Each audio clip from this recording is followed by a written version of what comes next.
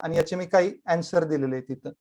तर मी तुम्हाला वाचून दाखवतो आणि प्रत्येक गोष्ट एक्सप्लेन करतो जेणेकरून तुम्हाला समजेल. पहिला मुद्दा आहे व्हेरी फ्यू प्रायव्हेट जॉब्स. आता सध्या एक कोरोनाचा पिरियड गेल्यानंतर तुम्ही बघितलंय की कित्येक लोकांचे जॉब्स गेलेले आहेत प्रायव्हेट कंपनीज मधले. जे छोटे छोटे जॉब्स होते, स्ट्रीट वेंडरचं वगैरे सोडूनच द्या, प्रायव्हेट कंपन्यांमधले अनेक जणांचे जॉब्स गेलेले आहेत. ठीक आहे. तर हा एक म्हणजे गव्हर्नमेंट जॉब म्हणजे सेफ जॉब, तुमची नोकरी जाणार नाही.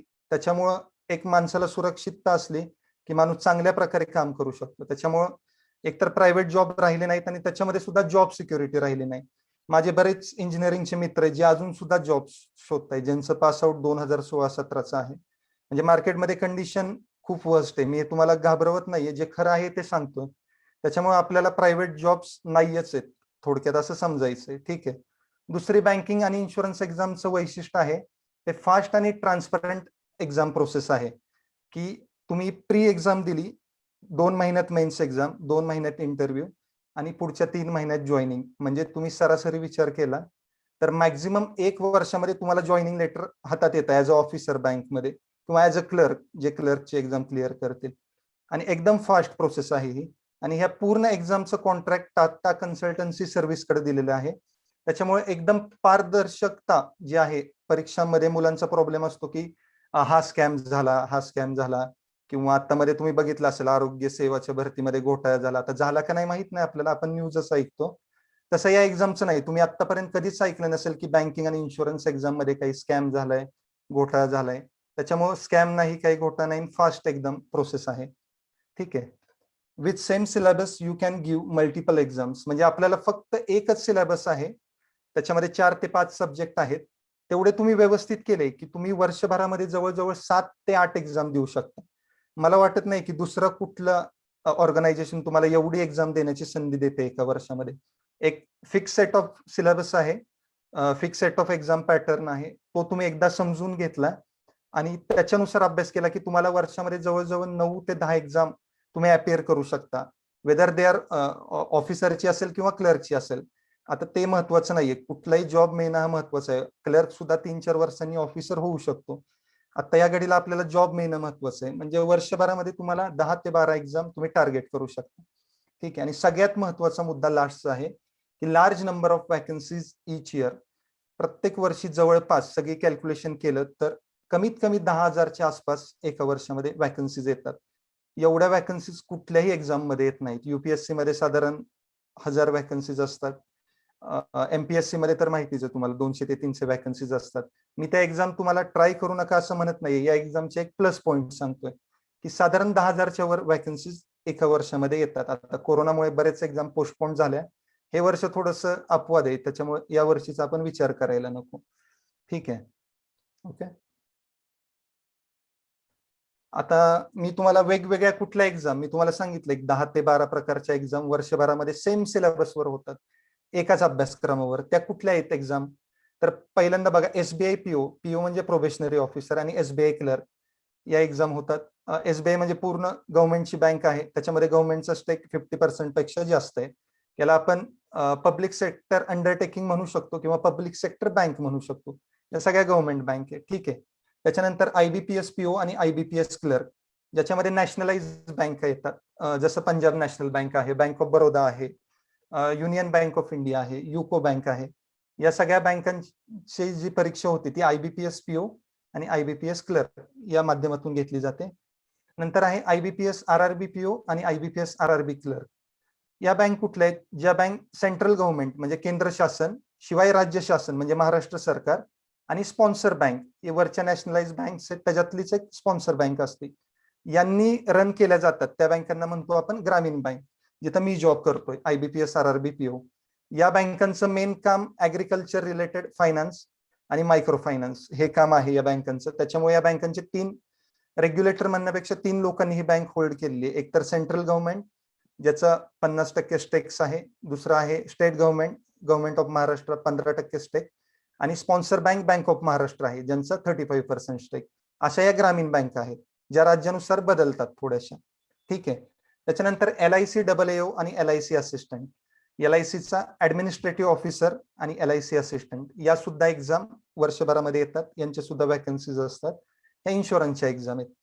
त्याच्याबरोबरच बँकिंग आणि इन्शुरन्स एक्झाम वगळता अजून तुम्ही कुठल्या ऍडिशनल एक्झाम टार्गेट करू शकता. जसं RBI, reserve bank of India. आपल्याला वाटतं अरे आपण आरबीआय मध्ये जाऊ शकतो का नाही, माझं बीकॉम झालंय, बीएससी झालंय, तर तुम्ही आरबीआय मध्ये ऑफिसर म्हणून सुद्धा जाऊ शकता किंवा तिथे क्लर्क म्हणून सुद्धा जाऊ शकता.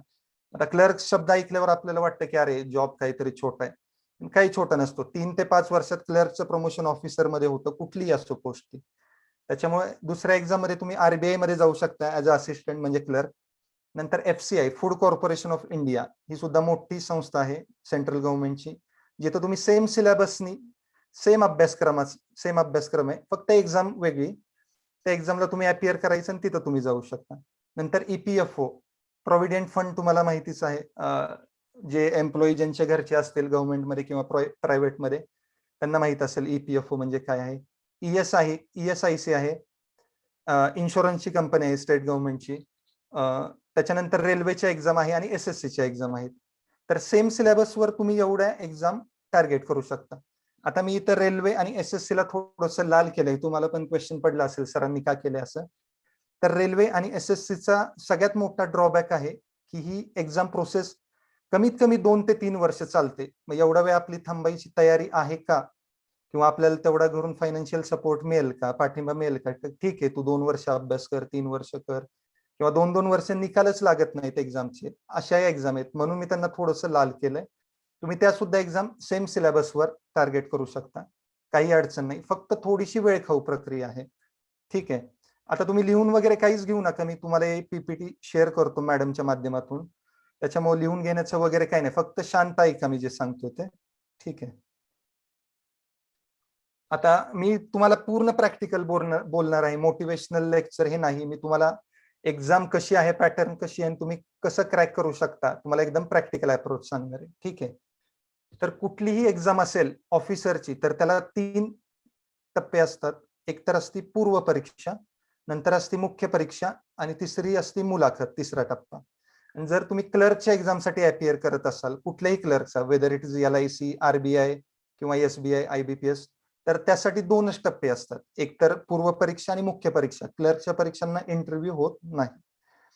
तर या ज्या परीक्षा होतात त्यांचा सर्वसाधारण सिलेबस सेम असतो, आणि त्यांचा जो एक्झाम पॅटर्न आहे, सिलेबस सेमच आहे आणि एक्झाम पॅटर्न सुद्धा सर्वसाधारण सेम असतो. त्याच्यामध्ये थोडासा मार्जिनल डिफरन्स येऊ शकतो, पण जास्त फरक येत नाही, असाच असतो. ठीक आहे. तर या एक्झामसाठी आपल्याला कुठले कुठले विषय आहेत आणि प्री एक्झाम मध्ये कुठले कुठले विषय येतात, हे तुम्ही ऐकून घ्या. लिहून घेऊ नका अजिबात, कारण आपण पीपीटी तुम्हाला शेअर करणार आहे मी, व्यवस्थित फक्त ऐकून घ्या. तर पूर्व परीक्षेसाठी 3 विषय आहेत. ठीक आहे. तर इथं दिलंय बघा, number, name of test. Objective म्हणजे काय, आपल्याला तिथं लिहायचं नाही, काय नाही. कॉम्प्युटरवर जायचंय, क्वेश्चन सिलेक्ट बघायचंय, वाचायचंय, आलं ऑप्शन सोडवायचं, टिक करायचं आणि पुढे जायचं. म्हणजे एक्झाम एमपीएससी युपीएससी सारखी लिहायची वगैरे काहीच नाहीये, तिथं जाऊन तुम्हाला गोल करायचं नाहीये. प्युअर कॉम्प्युटरवर ही एक्झाम होते. आणि टीसीएसचे सेंटर आहेत वेगवेगळ्या ठिकाणी महाराष्ट्रात, जिथं कॅटच्या एक्झाम होतात, किंवा 12वी नंतरची जी सीईटीची आहे ती सुद्धा लास्ट टाइम तिथंच झालेली एक्झाम. त्याच्यामुळे आपल्याला एक्झाम जी आहे ती ऑनलाईन द्यायची त्या सेंटरला जाऊन. ठीक आहे. तर सगळ्यात मेन आणि अवघड विषय इंग्लिश आहे. मी अवघड का म्हणतोय, कारण बरेच विद्यार्थी ग्रामीण भागातून आलेले असतात, त्यांचं 10वी पर्यंतचं शिक्षण मराठीत झालेलं असतं, आणि त्यांना एक गैरसमज असतो की इंग्लिश हा विषय अवघड आहे, जो सगळ्यात सोपा विषय आणि सगळ्यात स्कोरिंग विषय. तर इंग्लिश विषयाला प्री परीक्षेमध्ये 30 मार्क असतात, नंबर ऑफ क्वेश्चन 30 असतात, आणि 20 मिनिटांमध्ये 30 क्वेश्चन सोडायचे. म्हणजे बघा आपलं रीडिंग किती फास्ट पाहिजे, की आपल्याला 20 मिनिटात इंग्लिशचे 30 क्वेश्चन सोडवायचे. आपल्याला वाटतं की सोडवू शकतो, पण हे प्रॅक्टिसने येणारी गोष्ट आहे, हे एका दिवसात येणारी गोष्ट नाही. ठीक आहे. मी सिलेबस नंतर सांगेल, आता फक्त आपण सुरुवातीला विषय आणि किती मार्कांची एक्झाम आहे ते बघूया. नंतर न्यूमरिकल ॲबिलिटी. न्यूमरिकल ॲबिलिटीमध्ये ज्यांनी 4थीची स्कॉलरशिपची एक्झाम दिलेली आहे, 7वीची स्कॉलरशिपची एक्झाम दिलेली आहे, एनटीएस एमटीएस एक्झाम दिलेली आहेत, त्यांना या गोष्टी माहित असतील बऱ्यापैकी, की 2 ट्रेन एकमेकांकडे येत आहेत, एक ट्रेन 50च्या स्पीडने येते, दुसरी 30च्या येते, ते किती मिनिटात क्रॉस करतील, काय होईल. म्हणजे तुम्हाला एक गणित जो आहे विषय 10वी पर्यंतचा, इलेमेंटरी लेवलचा, किंवा थोडासा 10वीच्या लेवलपेक्षा थोडासा जास्तचा, डेरिव्हेटिव्ह इंटिग्रेशन बद्दल बोलत नाही मी. 10वी पर्यंतचा जो सिलेबस आहे, प्रॉफिट अँड लॉस, नफा तोटा, एखाद्या माणसाने एक वस्तू 20 रुपयाला घेतली, ती 30 रुपयाला विकली, तर त्याला किती टक्के नफा झाला, किती टक्के तोटा झाला, अशा या बेसिक पासूनचे हाय लेवलचे क्वेश्चन्स हे न्यूमरिकल ॲबिलिटी मध्ये असतात. आपल्याला सगळ्यांनी विचारा स्वतःला क्वेश्चन की 30 पर्यंतचे आपल्याला पाडेपाठ आहेत का? आपण म्हणतो अरे काय 30 पर्यंतचे काय पाडेपाठ करायचे. पण तुम्हाला माझं वाक्य लिहून घ्या, ज्यांचे 30 पर्यंतचे पाडेपाठ आहेत त्यांचा हा न्यूमरिकल ॲबिलिटीचा विषय क्लिअर होतो. कोणी तुमच्यावर हसणार नाही, काही नाही की अरे आपण 30 पर्यंतचे पाडेपाठ करतोय, आपण परत 10वी पर्यंतच्या सिलेबस कडे गेलो. तेच महत्वाचं आहे. बेसिकला धरूनच चालायचंय आपल्याला. ठीक आहे. आणि त्याच्यानंतरचा तिसरा सब्जेक्ट आहे रिझनिंग ॲबिलिटी. रिझनिंग ॲबिलिटी मध्ये काय असतं, क्वेश्चन कशा प्रकारचे असतात की 2 मुलं आहेत, एक त्याच्या पुढे बसलाय, एक त्याच्या पुढे बसलाय, एक 10 जण एका लाईन मध्ये बसलाय, अक्षयच्या मागे हा आहे, त्याच्या पुढे तो आहे, तर त्यांची अरेंजमेंट लावायची.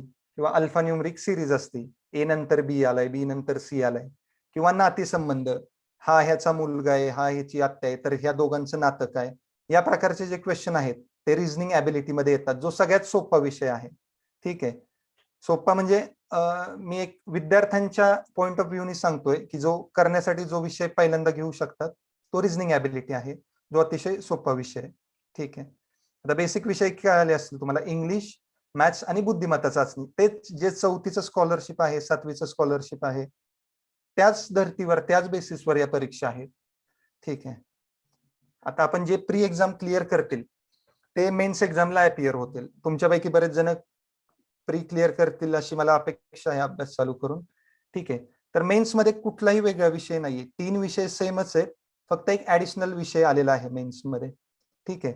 रिझनिंग म्हणजे तेच तुम्हाला मी सांगितलं ते बुद्धिमत्ता चाचणी, ज्याच्यामध्ये नातेसंबंध असतात, डायरेक्शन आहे, एक जण उत्तरेकडे गेला, एक जण पश्चिमेकडे गेला, तेच बेसिक क्वेश्चन आहेत, फक्त इंग्लिश मधून आणि हिंदी मधून असतात. इथं दिलंय मीडियम ऑफ एक्झामिनेशन, हिंदी आणि इंग्लिश मध्ये. त्याच्यानंतर इंग्लिश लँग्वेज, जो प्रीला अभ्यास केलाय तुम्ही तोच इंग्लिश लँग्वेजचा. नंतर डेटा अनालिसिस अँड इंटरप्रिटेशन, म्हणजे मॅथ्सच आहे, याच्यामध्ये काहीच वेगळं नाहीये. डेटा अनालिसिस मध्ये फक्त फिगर्स असतात, त्याच्यानुसार अनालिसिस करायचं, पर्सेंटेज इन्क्रीज डिक्रीज काढायचं. हा तिसरा जो विषय आहे तो मॅथ्सचाच आहे. आणि सगळ्यात चौथा महत्वाचा आणि स्कोरिंग विषय की ज्यांना फायनल सिलेक्शन घ्यायचंच आहे त्यांच्यासाठी सगळ्यात महत्वाचा विषय आहे जनरल इकॉनॉमी आणि बँकिंग अवेअरनेस. तुम्हाला एक गोष्ट सांगतो, आजपासून एक सवय लावून घ्या की इंग्लिश न्यूजपेपर घ्यायचा, एकच न्यूजपेपर घ्यायचा, सोमवारी घ्यायचा. ठीक आहे. आणि आठवडाभर तोच न्यूजपेपर वाचून काढायचा. आपण काय करतो, दररोज न्यूजपेपर एक घेतो नवीन आणि त्याच्यातलं काहीच वाचत नाही, तो फेकून देतो. तर आपल्याला एकच न्यूजपेपर घ्यायचा आहे सोमवारी, पूर्ण वाचायचा आहे तो. त्याच्यातल्या ऍडव्हर्टाइजमेंट असतील, त्याच्यातले इररिलेव्हंट जरी कंटेंट असेल, तुमच्याशी अभ्यासाशी संबंधित नसला, तो सुद्धा कंटेंट वाचायचा. याचा फायदा तुम्हाला 2 ठिकाणी होणार आहे. एक तर तुमचं बँकिंग अवेअरनेस आणि जनरल इकॉनॉमी काय आहे, सध्या चालू घडामोडी काय घडतायत, त्याचं नॉलेज तुमचं वाढणार. त्याचबरोबर तुमचं इंग्लिश सेक्शन ऑटोमॅटिक सुधारणार आहे. कारण इंग्लिशमध्ये तुम्हाला कोणच विचारत नाही एक्झाम मध्ये की अरे नाम ओळखा, सर्वनाम ओळखा. इंग्लिश मधलं नाऊन जसं की प्रोनाऊन, ऍडजेक्टिव्ह ओळखा, चेंज द व्हॉइस, हे तुम्हाला कोणीही विचारणार नाही. तुम्हाला न्यूजपेपर मधले जे शब्द आहेत, न्यूजपेपर मधले जे फिल इन द ब्लँक्स आहेत, त्या रिलेटेड क्वेश्चन इथे येतात. म्हणजे तुम्हाला फक्त काय करायचं, सध्या तुम्ही प्री लेवलला किंवा सध्या तुम्ही चालू करण्यासाठी काय करू शकता की इंग्लिश न्यूजपेपर घ्यायचा सोमवारी आणि तो आठवडाभर वाचायचा. एकच न्यूजपेपर आठवडाभर वाचायचा. दररोज घेत बसू नका. एकदा तुम्हाला ती सवय झाली की तुम्ही दररोजच्या दररोज एक इंग्लिश न्यूजपेपर वाचू शकता.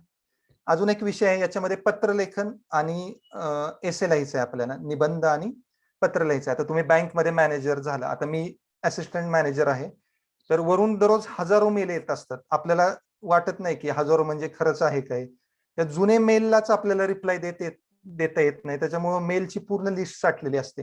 तर तुम्हाला पटकन टायपिंग करून की समजून, ठीक आहे ह्या शेतकऱ्याचा असा प्रॉब्लेम आहे, याचा विमा आलेला नाहीये, याचं पीक कर्ज मंजूर झालेलं नाहीये, किंवा वरून तुम्हाला काय आलंय की तुमच्या बँकेत किती एनपी आहे, काय आहे हे पाठवा, तर तुम्हाला लगेच रिप्लाय देता आला पाहिजे वरती.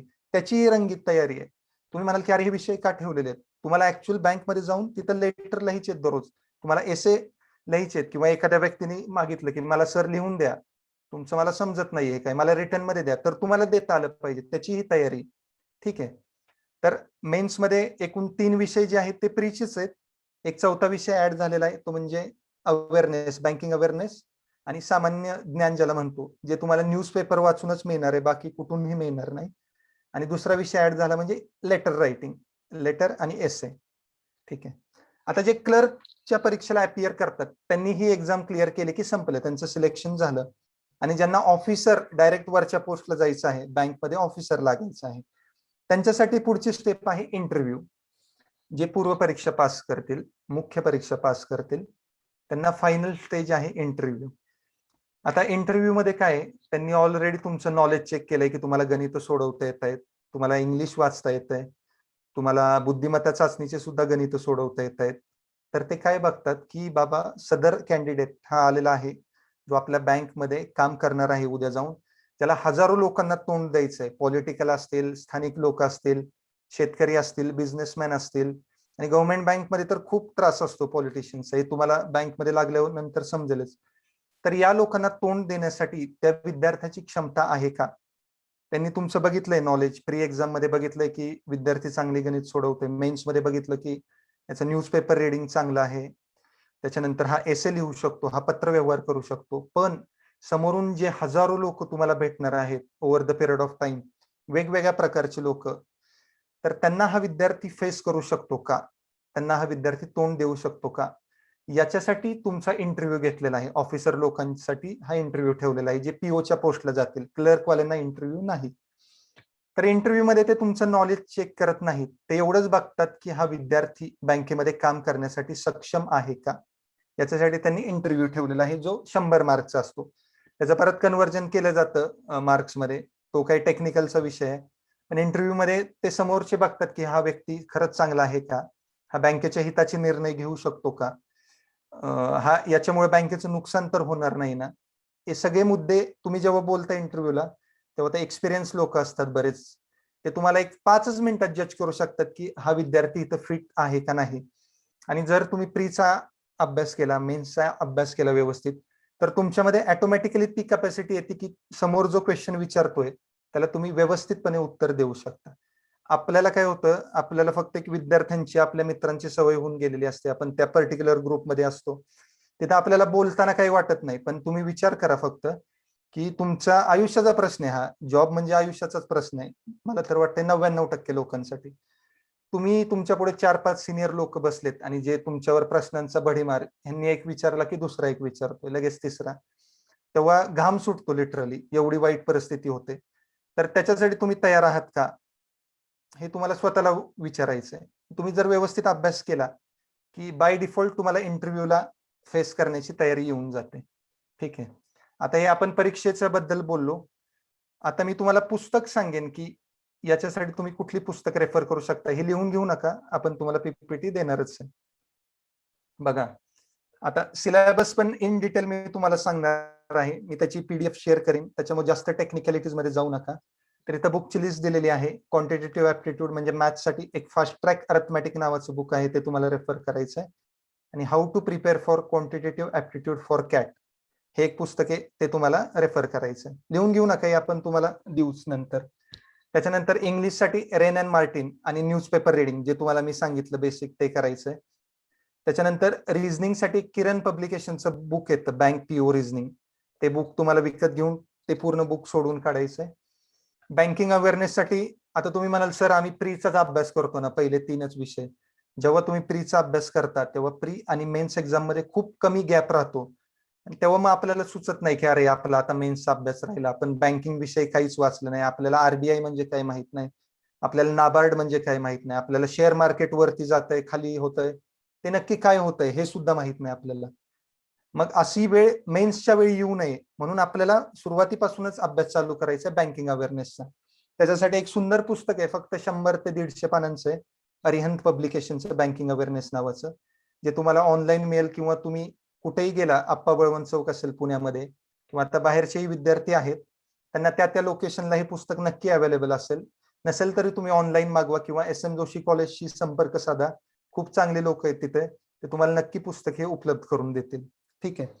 आणि न्यूजपेपर वाचायचंच आहे आपल्याला, त्याच्यामध्ये एक इकॉनॉमी सेक्शन येतो बघा, सकाळी पेपर आपल्यापैकी बरेच जण विद्यार्थी रेफर करत असतील, त्याच्यामध्ये एक अर्थविश्व नावाचं एक पेज येतं, किंवा अनेक पेपरमध्ये अर्थशास्त्र लिहिलेलं असतं, अर्थविश्व लिहिलेलं असतं, ज्याच्यामध्ये ज्या बँकांमध्ये घडामोडी घडतायत, किंवा आंतरराष्ट्रीय लेवलला चायना आणि युएसएचा ट्रेड वॉर सुरू आहे, त्याच्यामुळे आपला सेन्सेक्स कमी झाला.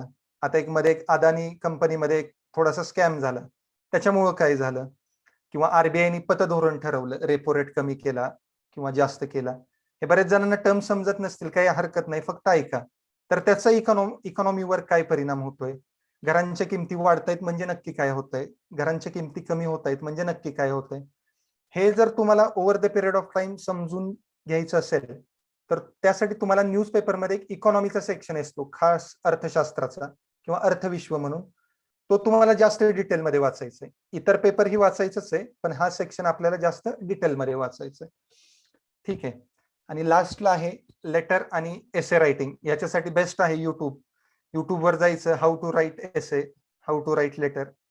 लाखो व्हिडिओ आहेत, लाखो. किंवा तुम्ही खास टाकू शकता की how to write essay for bank PO mains exam, how to write letter for bank PO mains exam. हजारो लोकांनी जे एक्सपर्ट आहेत त्याच्यातले, त्यांनी व्हिडिओ टाकलेले आहेत युट्यूबवर. तुम्ही 2-3दा ते लेक्चर रेफर केलं की तुम्हाला समजून जाईल की लेटर कसं लिहायचं आणि काही चुका करायच्या नाहीत आपल्याला लेटर लिहिताना, हे तुम्हाला समजेल. ठीक आहे. आता तुम्हाला सिलेबस मी इन डिटेल मध्ये सेंड करणार आहे, त्याची काळजी करू नका. आता मला बाकीच्या थोड्याशा मुद्द्यांवर तुमच्याशी बोलायचं आहे. सगळ्यात पहिला मुद्दा आहे की हा जॉब कुणासाठी सुटेबल आहे. तर बऱ्याच इथं मुली आहेत. आता मी मुलगा आहे म्हणून काही मी असं हे करत नाहीये, पण हा जॉब 100% मुलींसाठी सुटेबल आहे. त्याच्यासाठी 3-4 मी गोष्टी सांगतो. गोष्ट नंबर 1, पहिला म्हणजे गव्हर्नमेंट जॉब आहे, हे सगळ्यात मेन म्हणजे मुख्य कारण. दुसरं, मुलींना होम पोस्टिंग मिळते. होम पोस्टिंग म्हणजे काय, समजा एखाद्या मुलीचं युको बँक मध्ये सिलेक्शन झालं, तर त्या संबंधित विद्यार्थिनीच्या जिल्ह्यामध्ये जिथं ती राहते, जिथं तिचा परमनंट ऍड्रेस आहे, तिथं आसपास जर युको बँकेची शाखा असेल तर त्या मुलीला 99% चान्स आहे की तिथंच तिला पोस्टिंग मिळणार, किंवा शेजारच्या जिल्ह्यामध्ये. तसं मुलांच्या बाबतीत नाही, मुलांना या स्टेटमधून त्या स्टेटमध्येही जाऊ लागू शकतं. 500 किलोमीटर अंतरावर सुद्धा मुलांना ब्रँच देऊ शकतात. पण मुलींसाठी सगळ्यात चांगला का जॉब आहे म्हणतो मी, कारण होम पोस्टिंग, तुमच्या घराजवळच तुम्हाला पोस्टिंग मिळेल. गोष्ट नंबर 2, हा जॉब 10:30 ते 5:30 आहे. जसं पोलिसांचा जॉब आहे जो खूप हेक्टिक आहे, तुम्हाला कधीही फोन येऊ शकतो संध्याकाळी की चला हे झालं ते झालं, दंगा झाला, अशा बऱ्याच गोष्टी आहेत. तसं या जॉबचं नाही, एकदम स्टेबिलिटी जॉब मध्ये आहे. तुम्ही सकाळी सगळं आवरून वगैरे 9:30 पर्यंत निघू शकता, 10 पर्यंत ब्रँचला पोहोचू शकता. 10 ते 5 जॉब करायचा आहे. 5 नंतर तुम्ही तुमच्या बाकीच्या ऍक्टिव्हिटीज करायला, तुमचे काही छंद असतील, रीडिंग, स्पोर्ट्समध्ये कुणाला इंटरेस्ट असेल, ते करण्यासाठी तुम्ही मोकळे होता. पण सध्या थोडीशी परिस्थिती बदलली, थोडा वर्कलोड वाढलेला आहे. म्हणजे क्लेरिकल म्हणून जॉईन होतील, क्लर्क म्हणून, त्यांच्यासाठी 10 ते 5 हे टायमिंग आहे. आणि जे ऑफिसर म्हणून जॉईन होतील बँकमध्ये, त्यांच्यासाठी 10 ते मॅक्स 6:30 पर्यंत टाइम, त्याच्यावर नाही. त्याच्यामुळे तुम्ही हा जॉब करत करत तुमचे बाकीच्या काही हॉबीज असतील, काही इंटरेस्ट असतील, तर या सुद्धा गोष्टी तुम्ही बऱ्यापैकी फॉलो करू शकता. ठीक आहे. आता मी या एक्झामचे काही निगेटिव्ह म्हणण्यापेक्षा तुम्हाला माहित असलं पाहिजे की तुम्ही ज्या ठिकाणी जाणार आहे काम करायला, तिथं काय गोष्टी आहेत किंवा काही गोष्टी निगेटिव्ह आहेत. या गोष्टी मी तुम्हाला सांगतो. असं निगेटिव्ह म्हणता येणार नाही आपल्याला, पण एक त्या ठिकाणचं काय वर्क कल्चर आहे किंवा काय तिथले प्लस मायनस आहेत ते सांगतो. या जॉबमध्ये तुम्हाला दररोज एक 100 ते 200 लोकांशी कम्युनिकेट करायला लागतं. मग ज्या लोकांना थोडं एकटं राहायला आवडतं किंवा ज्या लोकांना लोकांशी संपर्क नको असतो, त्या लोकांसाठी हा जॉब बिलकुल सूट नाही. तुमच्याकडे बरेच कस्टमर येणार, तुम्हाला त्यांच्याशी बोलायचं आहे, त्यांना त्यांच्या शंका निरसन करायचं आहे, त्यांचं लोन पास करायचं आहे आणि त्यांचे बरेच काम आहेत पेंडिंग, ते तुम्हाला करून द्यायचे. त्याच्यामुळं लोकांशी इंटरॅक्शनचा जॉब आहे. तर ज्या व्यक्तींना बोलायला आवडतं, नवीन मित्र बनवायला नाही म्हणतात, नवीन लोकांची ओळख करायला आवडते, त्यांचे प्रॉब्लेम समजून घ्यायला आवडतात, त्या लोकांसाठी हा जॉब खूप चांगला आहे. आणि ज्या लोकांना थोडंसं एकटं वर्क करायला आवडतं, शांत एन्व्हायरमेंट मध्ये वर्क करायला आवडतं, तुम्ही बँकात गेला असेल कधी, तुम्हाला माहिती आहे कसा गोंधळ असतो, स्पेशली गव्हर्नमेंट बँकमध्ये. तर ज्यांना शांत एन्व्हायरमेंट मध्ये काम करायला आवडतं, त्यांच्यासाठी हा जॉब तसा सुटेबल नाहीये. ठीक आहे, त्यांनी मग आरबीआय सारख्या ठिकाणी जावा, फूड कॉर्पोरेशन मध्ये जावा, जिथं एकदम स्टेबल जॉब आहे, जिथं तुम्हाला पब्लिकशी इंटरॅक्शन नाही, बे के बे तुमचं काम आहे आणि त्याच्यानंतर तुम्ही फ्री आहात. ओके. आता मी सिलेबस तुम्हाला दिली डिटेल्समध्ये, सिलेबसची तुम्ही चिंता करू नका. आता मी एक्झाम क्रॅक कशी करायची, एका वर्षामध्येच, आपल्याकडे खूप वर्ष नाहीत, आणि जॉबची संख्या कमी होत आहे, त्याच्यामुळे स्वतःला सांगून घ्या. लास्ट टाइम पण मी मॅडमचं एका लेक्चर ऐकलं, ज्या कमिशनर होत्या, त्यांनी सुद्धा सांगितलं की 3 वर्ष एमपीएससी साठी तुम्ही मॅक्झिमम देऊ शकता आणि स्वतःला सांगायचं की फर्स्ट अटेम्प्ट हा लास्ट अटेम्प्ट. तर बँकिंग एक्झामसाठी तुम्हाला 2 वर्ष मोर दॅन सफिशियंट आहेत. जे व्यक्ती प्रामाणिकपणे स्वतः 6 तास दिवसातले द्यायला तयार आहेत, त्यांच्यासाठी 2 वर्ष मोर दॅन सफिशियंट. तुम्हाला एक ना एक पोस्ट मिळणार याची मी शाश्वती देतो. फक्त तुम्हाला काय करायचंय, 2 वर्ष फेसबुक बंद करायचंय, काही फरक पडत नाही बंद केलं तर. इंस्टाग्राम बंद करायचंय, आपल्या मित्रांशी सहवास थोडासा ठेवा, पण बऱ्यापैकी बंद करायचंय. बाहेर जाणं, इकडे जाणं, फिरायला जाणं. आणि 2 वर्ष फक्त आणि फक्त आपल्याला ह्या एक्झामवर फोकस करायचं आणि दररोज 6 तास अभ्यास करायचंय. तुम्ही कॉलेजचा अभ्यास तुमचा चालू ठेवा. बरेच लोकांचं ग्रॅज्युएशन होईल किंवा काहींचं चालू आहे असं मी समजतो. 6 तास तुम्ही दिवसातले जर ह्या अभ्यासासाठी दिले तर 1 वर्ष सुद्धा मोर दॅन सफिशियंट आहे. आणि जे विद्यार्थी कॉलेजमध्ये आहेत, ज्यांना दिवसातले 3 ते 4 तास देणं शक्य आहे, त्यांच्यासाठी मॅक्झिमम 2 वर्ष. तुम्ही प्रामाणिकपणे 2 वर्ष दिली की तुम्हाला ही एक्झाम क्रॅक होणार आणि तुम्हाला गव्हर्नमेंट जॉब मिळणार. आणि तुमचा सॅलरी जे एसबीआय मध्ये लागतील किंवा आरआरबी मध्ये लागतील, आयबीपीएस पीओ मध्ये लागतील ऑफिसर म्हणून, त्यांचं स्टार्टिंग पॅकेज 7,20,000 रुपये पर ॲनम, म्हणजे महिन्याला जवळपास 60 ते 62,000 तुम्हाला सॅलरी चालू होईल. एवढी सॅलरी प्रायव्हेटमध्ये शक्यतो कुणाला मिळत नाही. कुणाला मिळते, जे टॉप इन्स्टिट्यूट आहेत, IIT, IIM, ज्याच्यामधून जे MBA झालेत किंवा जे इंजिनिअरिंग पास झालेत, त्यांना एक 15 लाखाचं 16 लाखाचं पॅकेज मिळतं. बाकी जर तुम्हाला एंट्री लेवलला कमी काळामध्ये गव्हर्नमेंट जॉब पाहिजे आणि एवढ्या चांगल्या सॅलरीचं, अट्रॅक्टिव्ह सॅलरीचं हवं आहे, तर त्याच्यासाठी तुम्हाला हे जे बँकिंग आणि इन्शुरन्स सेक्टर आहे, हे बेस्ट सेक्टर आहे. एवढ्या फक्त ग्रॅज्युएशनच्या लेवलवर तुम्हाला एवढं 7,20,000चं पॅकेज मला तर वाटत नाही दुसरी कुठली ऑर्गनायझेशन देऊ शकते, अनलेस तुमच्याकडे काही टॅलेंट आहे, तुम्ही काही रिसर्च केलाय, तुम्ही तुमच्या BSc करताना काहीतरी एक्स्ट्रॉर्डिनरी प्रोजेक्ट केलाय. असं जर केलं असेल तर तो अपवादात्मक स्थिती आहे. पण नॉर्मल कॅन्डिडेट जसं मी इंजिनिअरिंगला होतो, पण मला काही इंजिनिअरिंग जमत नव्हतं स्पष्ट सांगायचं तर. त्याच्यामुळे मला प्रायव्हेटमध्ये जॉब मिळणार होता का नाही हे मी आधीच ओळखलेलं. मग या एक्झामची मी तयारी चालू केली. तसं तुम्ही पण चालू करू शकता तयारी. आत्ताच लास्ट इयरला आहात बरेच जण, मला मॅडमनी सांगितलं, काही जणांचं झालंय. तर आजपासून तुम्ही सुद्धा तयारी केली तरी काही हरकत नाही चालू. फक्त टाइमलाईन ठरवायची की बरं, मी कॉलेजमध्ये आहे ना, मी 2 वर्ष देणार आहे एक्झामला. ओके, मी फुल टाइम करतोय, माझी डिग्री संपलेली आहे, मी 2-3 ठिकाणी इंटरव्ह्यू देऊन आलो, माझं काही झालं नाही, तिथं सॅलरी चांगली नाही, गव्हर्नमेंट जॉब नाही, मला समाजामध्ये एक स्टेटस पाहिजे, लोकांनी सुद्धा मला काही सर म्हणलं पाहिजे, साहेब म्हणलं पाहिजे, असं तुम्हाला वाटत असेल तर त्यासाठी हे बेस्ट आहे. यासाठी एकदम शुअर असलेली एक्झाम म्हणजे बँकिंग आणि इन्शुरन्स एक्झाम आहे. ज्यांची थोडीस वेळ देण्याची तयारी आहे ते MPSC आणि UPSC कडे सुद्धा जाऊ शकतात. फक्त तिथं वेळ देण्यासाठी तुम्हाला एक 3 ते 4 वर्षाचा कालावधी तुम्हाला द्यायला लागू शकतो, एक पॉसिबिलिटी. तर त्यांची जशी तयारी असेल ज्या विद्यार्थ्यांची, ते त्या एक्झामकडे वळू शकतात. पण माझं एक प्रामाणिक आणि एकदम खरं खरं मत सांगतो की ज्या शक्यतो मुली आहेत आणि ज्यांना 1-2 वर्षात रिझल्ट आणायचा आहे स्वतःचा, ज्यांना पायावर उभं राहायचंय आणि गव्हर्नमेंटमध्ये ऍज अ ऑफिसर म्हणून लागायचंय कमी कालावधीमध्ये, त्यांच्यासाठी ही एक्झाम बेस्ट आहे. ठीक आहे.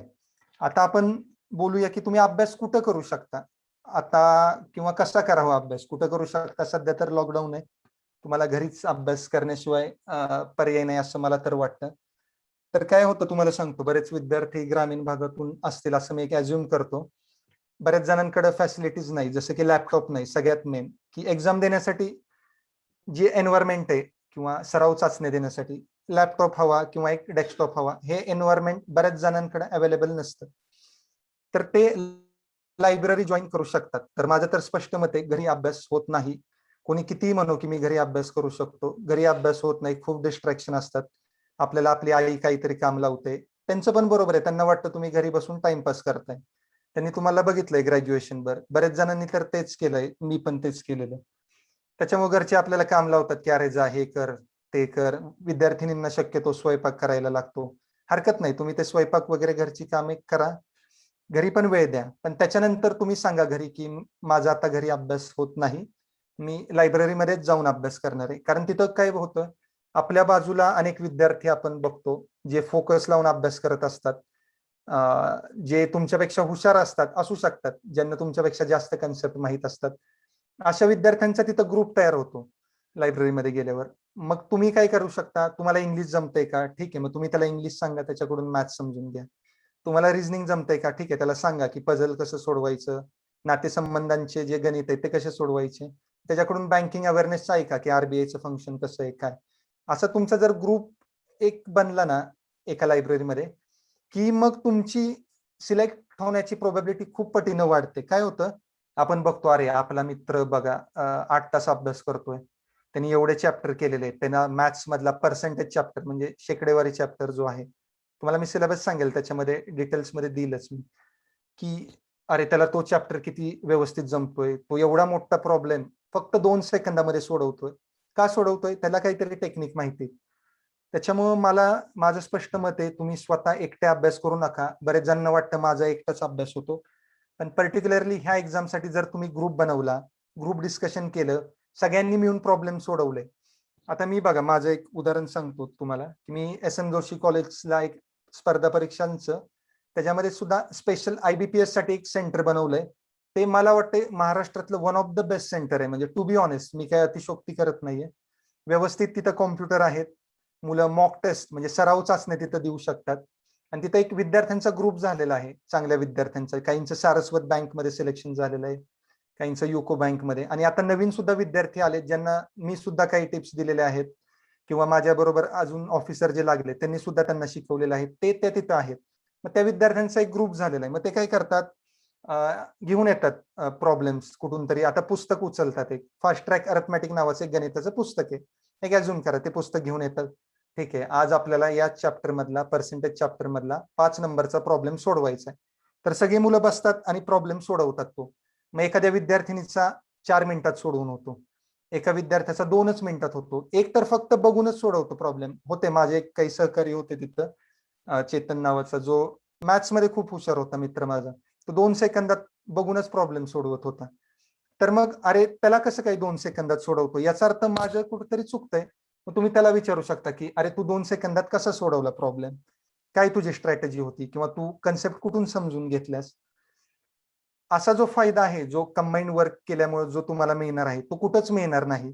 बरेच लोकांचा खूप गैरसमज होतो की माझा एकट्यात अभ्यास होतो, एकट्यामध्ये फक्त टाइमपास होतो. मी बरेच विद्यार्थी बघितले, पुस्तक घेऊन येतात, पुस्तक असतं उघडलेलं, त्याच्यावर मोबाईल असतो आणि स्क्रोल करत असतात फेसबुकवर. असं कुणाची काय पोस्ट आहे, काय आली, आपल्याला काय करायचं दुसऱ्याचं फेसबुक, कुणाचं काही हो, आपल्यासाठी काय महत्वाचं आहे सध्या ह्या घडीला, की मार्केटमध्ये जॉब नाहीत, मी ग्रॅज्युएशनला अभ्यास केलेला नाही, हे बरेच जणांचा आहेच इतिहास मला माहिती. तर मला आता कोण जॉब देणार, मला कोण उभं करणार. जॉब तुमची जी आहे पोझिशन, तुमचं जे नाव आहे, तुम्ही कुठं काम करता, तुम्ही काय करता याच्यावरूनच आहे.